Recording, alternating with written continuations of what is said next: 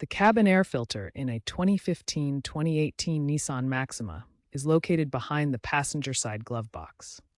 To access it, first fully open the glove box.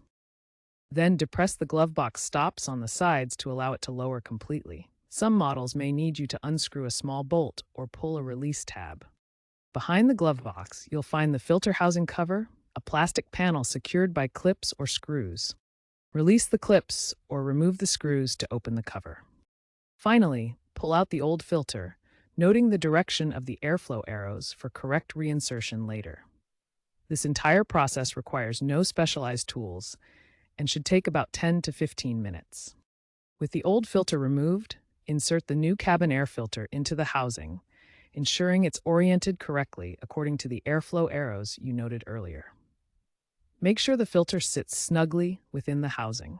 Next, close the filter housing cover, reattaching any clips or screws. Reattach the glove box, ensuring it's properly secured.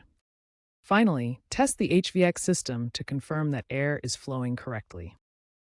Regularly changing the cabin air filter every 15,000 to 25,000 miles or annually improves air quality, reduces allergens, and extends the life of your HVAC system.